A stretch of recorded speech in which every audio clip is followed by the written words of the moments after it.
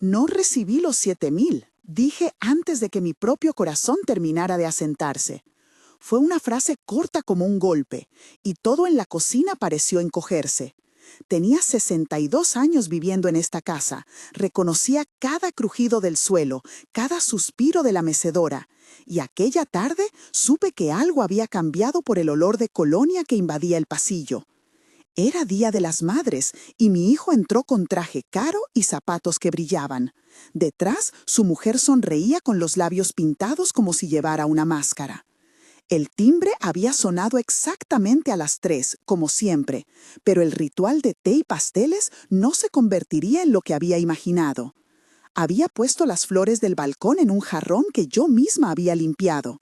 El aroma a café recién hecho flotaba junto a la fragancia de las gardenias, y sin embargo, aquella pregunta vino fría. «Mamá, ¿recibiste los 7,000 que te mando cada mes?» Sus ojos no buscaban consuelo, buscaban confirmación. Yo, con las manos aún oliendo a masa y azúcar, tuve que decir la verdad. Lo que siguió a esa pregunta iba a ser más que dinero, iba a ser el desdén que intentaba arrancarme la dignidad. Quédate conmigo hasta el final y dime desde qué ciudad me estás viendo porque necesito saber que mi voz llega lejos. Vivía sola en un piso modesto de un barrio donde la panadería de la esquina seguía abriendo antes del amanecer. Mi nombre no era famoso, no figuraba en redes, pero era la mujer que tejía mantas para sus nietos y que aprendió a distinguir cada sonido de la casa. Descripción táctil de mis manos, arrugadas, con venas marcadas por años de trabajo, dedos que aún recordaban el calor del hierro de planchar. El reloj de pared marcaba el tiempo en un tic que me acompañaba cuando tomaba la siesta. La luz de la tarde pintaba las servilletas con tonos dorados. La rutina era simple: compras en la frutería de Pilar, misa los domingos en la parroquia de San Martín y una visita a la farmacia para mis pastillas. El contraste con la llegada de mi hijo era brutal. Él traía olor a cuero nuevo en su cartera, un papel fino que crujía con contratos, el ruido seco de la llave de un coche que yo solo conocía por las revistas del barrio. Detrás de su figura, Ana, su esposa, sostenía una sonrisa calculada, mientras su perfume dejaba una capa invisible en el aire que me recordaba que vivíamos en mundos distintos. Permíteme contar quién soy en verdad, porque mi historia de vida explica por qué confié tanto y por qué, dolida, me costó ver las señales. Nací en un pueblo pequeño donde las calles eran de tierra y las gallinas cruzaban la plaza. Mi infancia estuvo marcada por la escasez y por la ternura de una madre que cosía para los vecinos. Aprendí a leer con una linterna cuando no había luz, y a los 14 años ya trabajaba en una fábrica para ayudar en casa. Estudié lo justo, lo necesario, y me casé joven con un hombre trabajador que nos dio años felices hasta que la enfermedad se lo llevó. Quedé viuda con un hijo al que dediqué todo. Durante décadas cuidé de la casa, de los cumpleaños, de las cenas y del sustento emocional de mi familia. Esa entrega se convirtió en una forma de identidad. Perdí a mi hermana Rosa hace 10 años y con su partida la casa perdió risas. Aún conservo su delantal y el olor a su perfume en un cajón. Mi vida no fue de lujos, pero conocí el valor del trabajo, de la honradez y del respeto hacia los mayores. Todo eso me llevó a confiar en mi hijo cuando me dijo que quería ayudar con una asignación mensual. Confié porque era mi sangre y porque la idea de aceptar ayuda parecía, en mi corazón, un arreglo natural entre madre e hijo. Por eso, la traición no solo tocó mi bolsillo, tocó una cámara íntima donde guardaba años de sacrificios y recuerdos. La primera cena de tensión fue breve pero fulminante. Yo acababa de acomodar la mesa con un mantel que aún olía a jabón, y ellos se sentaron en la sala con una distancia medida. «¿Recibiste los 7,000?», repitió mi hijo Luis. «No, hijo, no me llegó nada», respondí. «¿Estás segura?», dijo Ana con voz suave, como si tratara de convencerla a una muñeca. «Sí, no llegó», dije, y noté cómo mi garganta se cerraba. «Pero lo vi en mi cuenta», murmuró Luis. Había una nube de silencio. El reloj dio 3 tics seguidos. Ana alzó una ceja, como si yo fuera un enigma que debía resolverse rápido. «Vamos a revisar el móvil», dijo Luis. Cogió su teléfono y lo sostuvo como un juez sostendría una sentencia.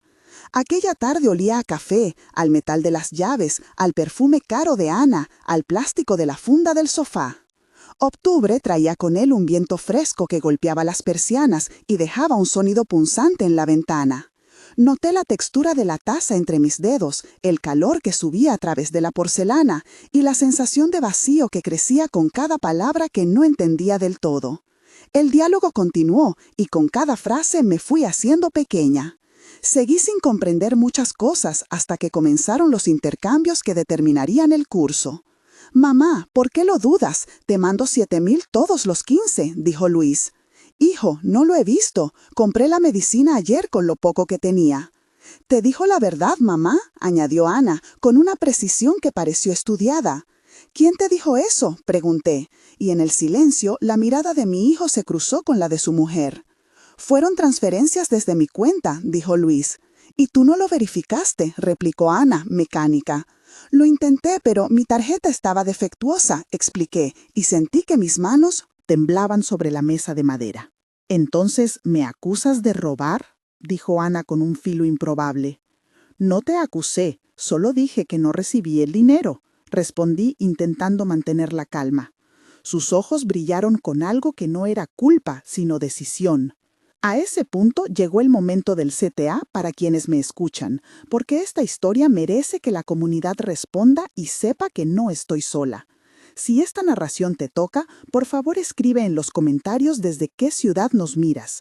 Si has vivido algo parecido o conoces a alguien que lo haya vivido, un simple sí o no y el nombre de tu ciudad bastan. Tus palabras ayudan a que otros identifiquen patrones de abuso y a que juntos aprendamos a proteger a quienes pueden estar siendo explotados dentro de casa.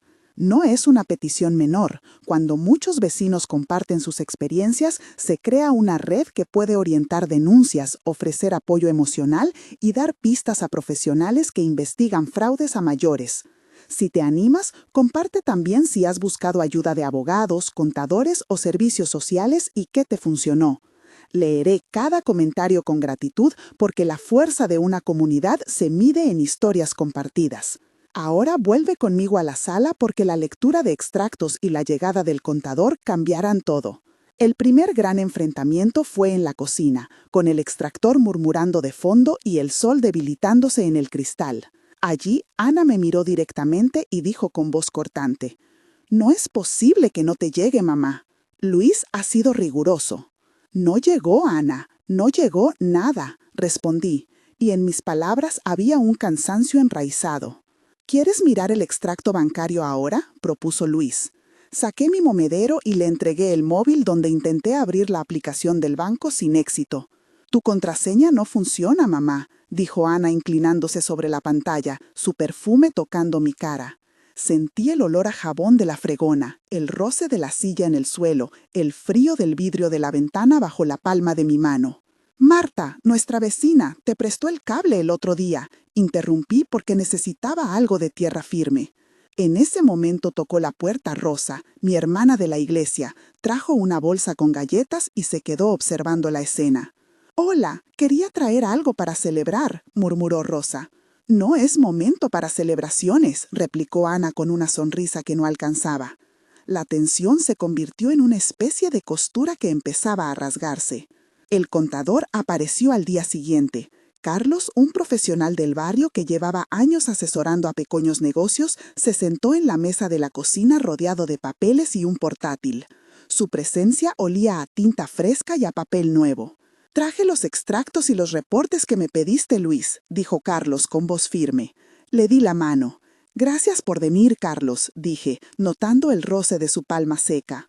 Él desplegó una carpeta con hojas que crujían al tocarlas, y su mirada repasó cada número como quien lee una historia. Empezaron las explicaciones técnicas. Proceso de análisis bancario, registro de transfers por fechas, comparativa de saldos, verificación de IPS de acceso y confirmación de destinatarios en cuentas vinculadas. El informe detallaba movimientos por transferencia que aparecían como reversos y solicitudes de extracción en efectivo en oficina satélite, todo en fechas deslindadas de los supuestos envíos. La descripción técnica del procedimiento ocupó un párrafo claro. Se solicitaron extractos oficiales al banco, se compararon los registros de origen y destino, se revisaron los comprobantes de ingreso y se detectaron inconsistencias en los códigos de referencia. Todo ello llevado a cabo con firmas electrónicas y sellos digitales que, por su patrón, indicaban uso de cuentas intermedias no declaradas. La lectura del reporte hacía un sólido de páginas que yo nunca había escuchado con tanto miedo. Carlos explicó en voz baja y con términos que yo comprendía poco pero que resonaban como certezas. Había transacciones que aparecían en los resúmenes de la cuenta de Luis, pero que no habían sido acreditadas en mi cuenta. En aquel proceso técnico hubo una pieza clave, la copia de un comprobante de transferencia que, según el sistema, había salido de la cuenta de Luis y llegado a una cuenta que no era la mía, sino una cuenta a nombre de Ana en un banco diferente. El procedimiento de verificación consumió horas y arrojó datos concretos. Descripción técnica 1. El banco emitió un reporte oficial con código de trazabilidad que mostraba la ruta de la transferencia, incluyendo IP de acceso, oficina de origen y códigos de referencia. El reporte tiene un certificado digital y una firma del responsable de la sucursal. Descripción técnica 2. Se solicitó al perito contable una auditoría forense de 3 meses, la cual consistió en reconstruir flujo de caja, correlacionar movimientos físicos y digitales y detectar patrones repetitivos. Esa segunda nota técnica incluyó tablas, fechas y sumas que, al leerlas en voz alta, hicieron que todos se quedaran en silencio. El descubrimiento fue una tajada de verdad imposible de negar. «Mamá, aparecen los papeles que las transferencias iban a una cuenta diferente», dijo Luis con la carpeta abierta. «Entonces, ¿por qué me dijeron que eran para ti?», pregunté. «No lo sé», murmuró Carlos, «pero los sellos están, las firmas están y la ruta digital también». El viento golpeó la ventana con un sonido como de mar, y yo apoyé la frente contra la mesa, sintiendo la textura de la madera contra mi piel. El cuarto olía a papel, a tinta y a café frío en la taza. En ese instante fue evidente que necesitábamos tomar medidas legales. Carlos habló de abogados y de un perito que pudiera firmar las pruebas. «Tenemos que presentar una denuncia y pedir bloqueo de cuentas», recomendó. «Hay firmas y movimientos que prueban la ruta de dinero», añadió. La idea de llevar a juicio a alguien de mi propia familia me hizo.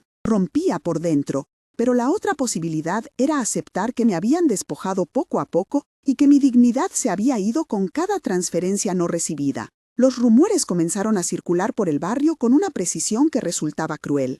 Beatriz, la del tercer piso, vino con la voz baja y dejó el olor de su peluca cerca de la puerta. «He oído cosas», dijo. «Dicen que Ana controla todo y que Luis no se entera», añadió. Sentí la quemazón de la vergüenza como un peso en la garganta. En la farmacia, el farmacéutico Tomás dudó cuando fui a pagar y me ofreció la tarjeta del local para dejar las medicinas mientras aclaraba lo de la transferencia.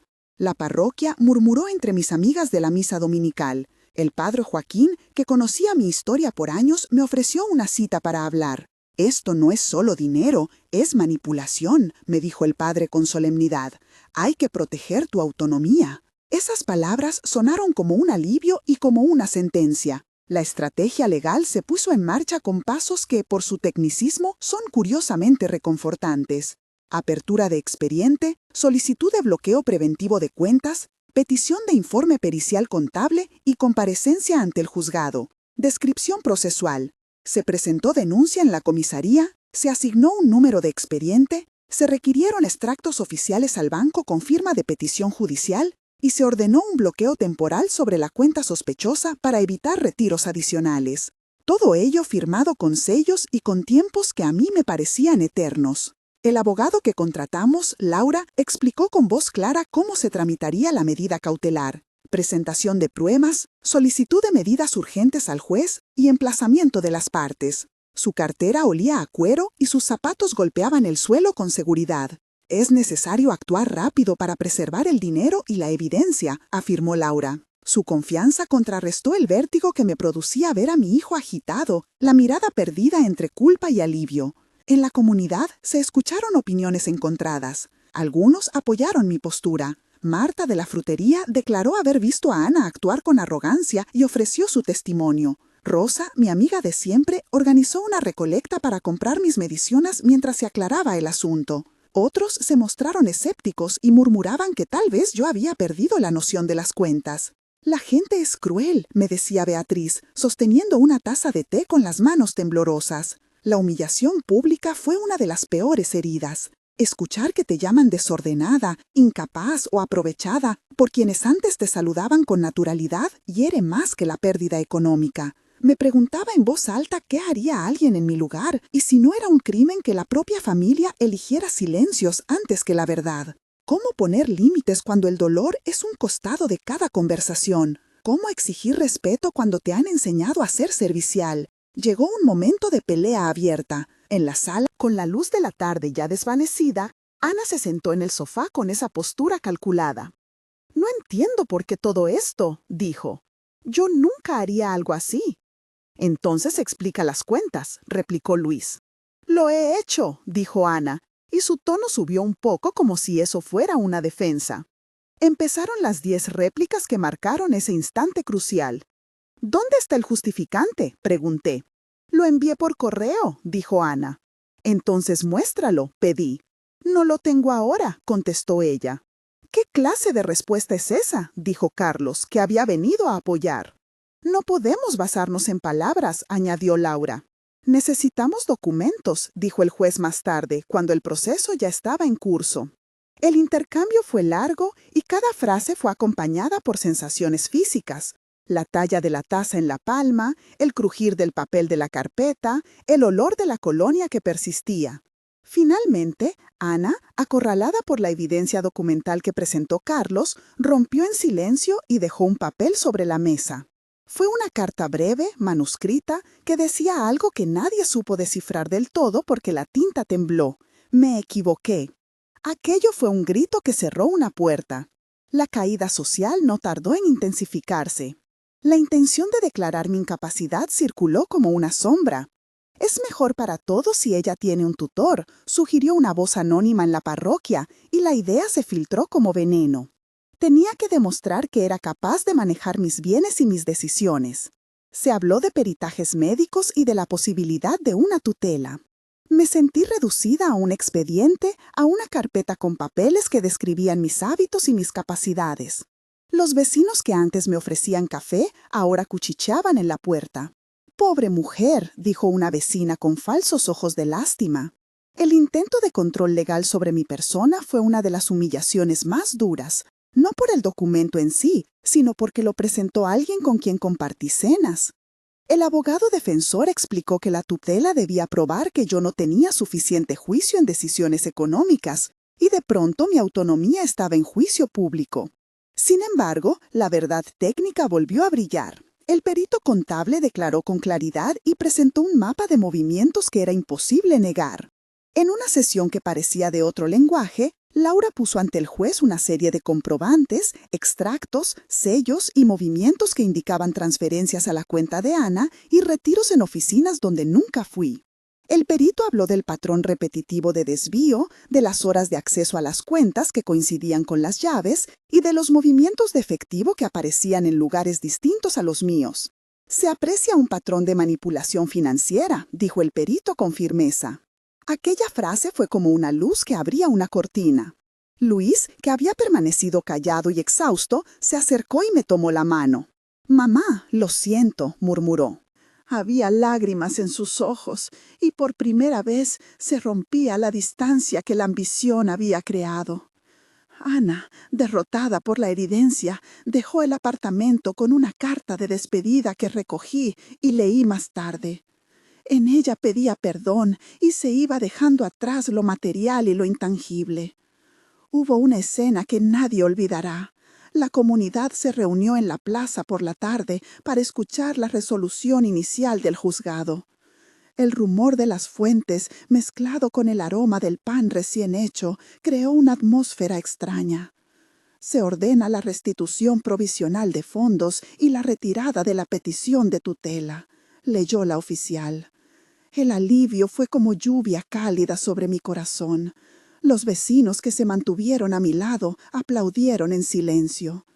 Marta y Beatriz me abrazaron. Tomás del kiosco me acercó sopa caliente.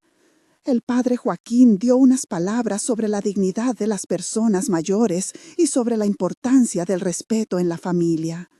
Luis pidió perdón públicamente y dijo que desconocía las maniobras de su mujer. La comunidad, que había estado dividida, empezó a mostrar señales de reconciliación. Aún así, hubo costos. La ruina social no desaparece de un día para otro. Algunas miradas se quedan, algunos susurros persisten. Necesité tiempo para recomponer mi nombre. Demandé una reparación y una disculpa pública que, si bien no curan todo, colocan un límite. Aprendí a decir no, a pedir que se respeten mis cuentas, a solicitar comprobantes y a guardar recibos. Aprendí también a exigir transparencia y a no asumir que la palabra de un pariente vale más que un documento. La experiencia me volvió más prudente, pero también más fuerte en mis límites. Ahora llegó el punto de la reconciliación y de la comprobación final. Luis, tras meses de reflexión, decidió cortar relaciones con Ana y trabajar en recomponer la confianza. Hubo conversaciones largas, a veces difíciles y otras llenas de ternura. «Hice cosas mal», me dijo una noche, mientras la lluvia dibujaba líneas en la ventana. «Pensé en lo cómodo, no en el daño». Le pedí que se hiciera responsable y que participara en la reparación. Presentó ante el juez un acuerdo para devolver lo desviado y para cubrir gastos médicos y de reposición. Ana aceptó en parte y firmó una carta pidiendo disculpas. Parte del dinero fue recuperado gracias al bloqueo de cuentas y a la cooperación de bancos. Encontramos un apartamento donde ella había guardado bienes que, una vez descubierto, fueron parte de la restitución. Las escenas finales del juicio fueron tensas pero llenas de verdad. Laura, mi abogada, habló con firmeza y claridad sobre la necesidad de marcar un precedente para que nadie en la comunidad normalizase este tipo de abuso. «Es crucial proteger a los mayores de la manipulación económica dentro del hogar», dijo. El juez dictó medidas de reparación y una supervisión contable por un año. Luis se comprometió a supervisar mis finanzas con transparencia y con revisiones periódicas a cargo de Carlos. La carta de Ana quedó como registro de arrepentimiento, y aunque no regresó la confianza plenamente, sí se cerró una puerta. Hubo momentos de tensión íntimos que guardo como lecciones. Uno fue la noche antes de la primera audiencia, en la que me sentía abrumada por recuerdos de mi juventud y de cómo había dado todo por cuidar a la familia. Cerré los ojos y vi la cocina de mi madre, las manos de mi hermana Rosa cosiendo, la sensación del viento en el pueblo donde nací. Otra vez, cuando el banco entregó el primer reporte, sentí un alivio mezclado con incredulidad. Mis manos temblaron al sostener el papel. Y una tercera ocasión fue cuando escuché murmuraciones en la parroquia que me hicieron cuestionar si valía la pena luchar. Cada uno de esos momentos frenó mi respiración y me obligó a decidir si me rendía o seguía. Elegí seguir. En términos prácticos, los procesos de recuperación incluyeron pasos administrativos que quiero dejar aquí para quienes puedan necesitarlos. Procedimiento bancario para bloqueo y recuperación. Presentación de denuncia. Solicitud judicial de bloqueo preventivo. Emisión de oficio a la entidad bancaria para remitir extractos oficiales con código de trazabilidad. Análisis forense de movimientos y ejecución de medidas cautelares. Estos pasos consumen tiempo y requieren asesoramiento profesional. Procedimiento legal de tutela. Evaluación médica y psicológica. Presentación de informes al juzgado. Audiencia para determinar la capacidad y, en su caso, designación de un tutor. En mi caso, la petición de tutela fue retirada tras la demostración de mi capacidad y la evidencia del fraude. Es importante conservar todos los recibos, extraer informes oficiales del banco y buscar peritos contables que puedan reconstruir el flujo de dinero. Quiero nombrar a las personas que estuvieron en este caso porque su actuación fue decisiva. Luis, mi hijo, tomó la decisión de rectificar y de apoyar la restitución. Ana, la exnuera, pasó por un proceso de reconocimiento y abandono de la casa. Carlos, el contador, fue quien trazó la ruta de las transferencias. Laura, la abogada, defendió mi dignidad en el juzgado. Marta, la frutera, aportó testimonio público. Beatriz, la vecina, cuidó de mis días cuando no pude salir. Padre Joaquín me brindó apoyo espiritual. Tomás, el farmacéutico, ayudó con medicinas y con discreción. Cada uno tuvo una acción específica que contribuyó a la resolución, y por eso los nombro aquí. El epílogo necesita tiempo, así que ofrezco 3 momentos concretos para mostrar cómo fue la reconstrucción. Un mes después de los hechos, mi vida seguía marcada por los trámites, pero había estabilidad social.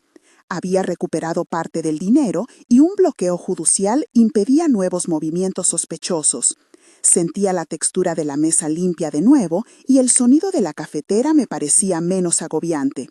Había citas médicas para comprobar mi capacidad y los vecinos, aunque curiosos, empezaban a hablar con normalidad. Recibí cartas de algunas personas que me ofrecieron ayuda y consejos sobre organización financiera. Luis venía más seguido y participaba en la compra de medicinas. Su presencia era una mezcla de culpa y deseo de enmendar. A los 3 meses, las heridas empezaban a cicatrizar, pero las cicatrices seguían visibles. Se organizó en la parroquia una charla sobre prevención del abuso financiero a mayores y allí conté mi experiencia frente a otras personas que lloraron y aplaudieron. Aprendí a no depender solo de una persona para mis ingresos y abrí una cuenta conjunta con supervisión profesional. Empecé a anotar cada gasto en un cuaderno y a guardar recibos. Laura y Carlos revisaban las cuentas cada 15 días. La comunidad mostró su solidaridad con una pequeña recaudación que ayudó a cubrir algunos gastos médicos que no fueron cubiertos por la restitución. Fueron 3 meses de reconstrucción práctica y emocional, donde la palabra dignidad volvió a tomar peso en mi boca. 6 meses después, había cambios más profundos y permanentes. Había instaurado límites claros, no compartir contraseñas, solicitar siempre comprobantes y no permitir que nadie manejara mis tarjetas sin mi presencia. Había retomado proyectos pequeños como las mantas que hacía para vender en la plaza y empecé a dar clases de costura en la parroquia. Luis y yo habíamos reconstruido una relación distinta, basada en transparencia y en responsabilidad compartida. Los lazos con la comunidad se habían fortalecido y la iniciativa de prevención del abuso a mayores tomó forma de programa en la parroquia, con charlas mensuales. Si alguien me preguntara hoy cómo me siento, diría que más fuerte, aunque consciente de la fragilidad humana y de la necesidad de cuidar las fronteras. 6 meses me enseñaron que la recuperación es un proceso que necesita red, tiempo y herramientas. En el cierre, quiero dejar una reflexión puntual sobre la dignidad y la vigilancia. Perder dinero fue doloroso, pero perder la sensación de control sobre mi vida habría sido mucho peor. He aprendido que la dignidad se protege con documentos, con límites y con la comunidad. He aprendido también que la familia no siempre es sinónimo de bondad incondicional y que poner límites no equivale a desamor. Si esta historia te conmovió, por favor comparte en los comentarios y suscríbete para que más personas conozcan cómo prevenir y actuar frente al abuso financiero a mayores. Cuando la comunidad se informa, se arma y se protege. Gracias por haberme escuchado hasta aquí. Sigo en la cocina con la taza caliente en la mano y la certeza de que vivir con dignidad es la mejor respuesta a quien intentó reducirme.